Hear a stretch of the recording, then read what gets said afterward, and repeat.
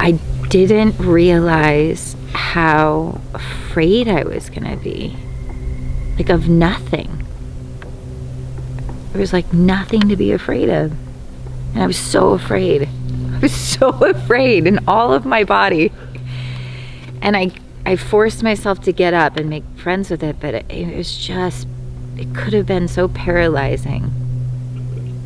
And then, you know, like the waves. And then now I would sit there and the song, Hello Darkness, My Old Friend, kept coming on in my mind. And I felt like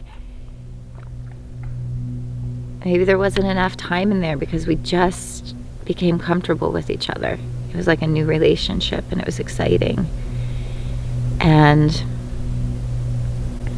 I haven't felt safe in so long, and I felt safe. That was a surprise. What was that like, feeling safe? Oh, it felt like, I don't know, it just felt peaceful. I didn't have to worry anymore. Like I told you, all my organs settled down. Like all of my internal organs just felt like they'd been gripped for so long, and they're soft now. I was touching my belly, it was soft.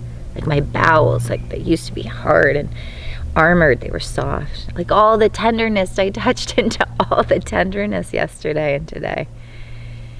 That's a word. It felt tender. It felt tender. There was like nothing to be afraid of. It felt like it was there to hold me.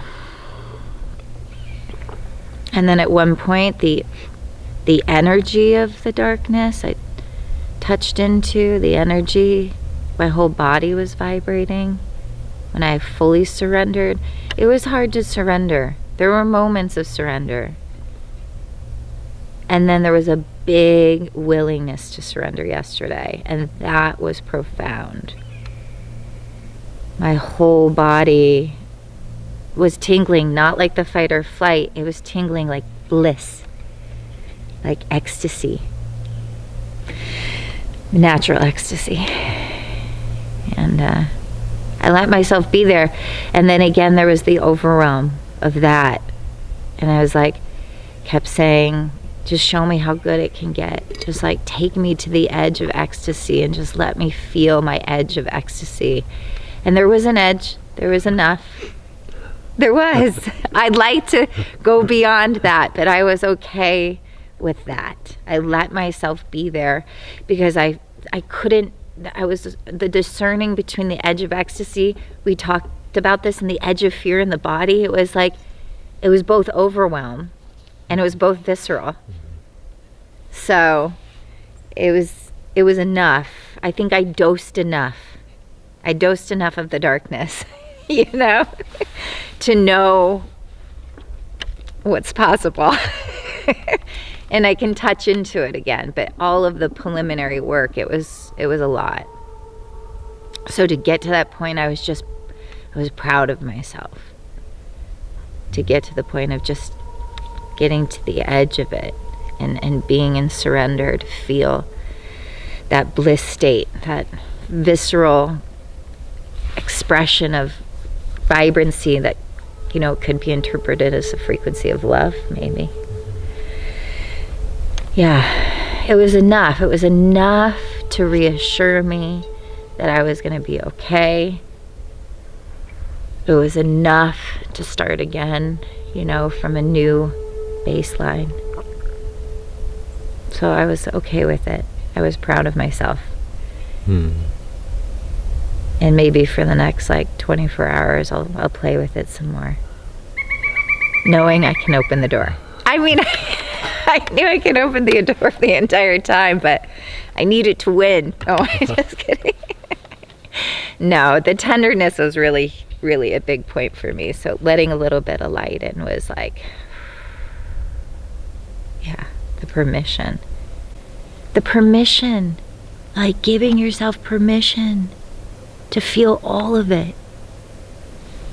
We don't do that. I don't do that enough. I don't give myself permission. I have to be strong. I have to be a leader. I have to show up. I have to be a mother. I have to do the things. And just having the time and space to myself to like, what does that feel like? To give yourself permission? Well, it's frightening. Again, the overwhelm. I think overwhelm were the waves. Whatever the feeling, whatever the emotion was, it was always overwhelm. And it was like overwhelm and then coming back down, and then overwhelm and then coming back down. But now I know what that feels like. I have a relationship with that. I think that I'm more sensitive, and I can when the overwhelm is there, I have like a different skill set, a totally different skill set to touch into the felt experience in my body. I think the managing is knowing it's there, not ignoring it, but kind of suppressing it, using mantra or meditation or movement or whatever the spiritual distraction tool is to like, what did I say? Not win it, but like, yeah, manage it, like kind of make it go away without giving it the respect that it deserves. I would just like, I gotta get through this. Oh, there's that feeling. What mantra am I gonna use? You know, and mantra myself out of it. And I felt that there was something I did that with. I told you recently, I mantraed my way out of a really deep, sweet feeling that needed to be touched. And then it came back. And I think that's what happens if we don't touch it and we're not tender with it and we don't tend to it, it's gonna come back. I mean, I felt an accumulation of 18 years of that in my body. So yeah, the managing of it's different. Like I said, it's a very different skill set now, very different approach to giving permission to have a felt experience of that emotion and not trying to manage it, not trying to change it, but just tend to it, be with it.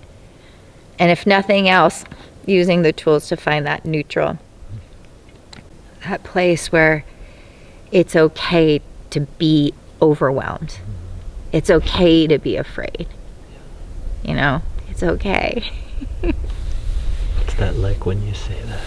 It's, when you I feel that? like it's the mothering of self, you know, when you say that.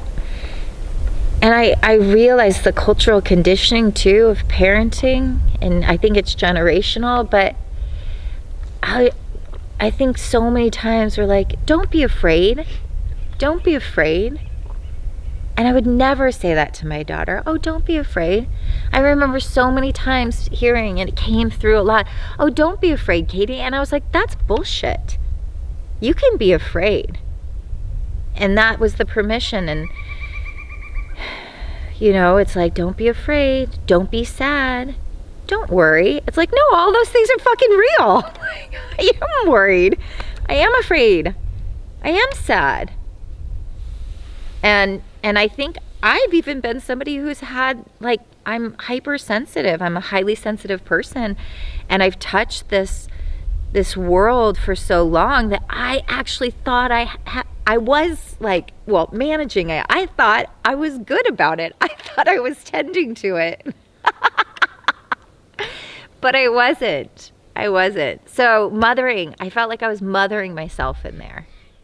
And again, that's like tending to your newborn baby. I told you that, like, but I didn't have a concept of what that was. But with the guidance that you guys provided, it gave it context. You know, like I could, oh yeah, you have to be so tender. You know, you can't force a baby to stop crying. You have to hold it lovingly and let it, like, have a tactile feeling of your presence and the calm of your nervous system. So then it feels soothed. It's like self-soothing. Yeah, so all of that.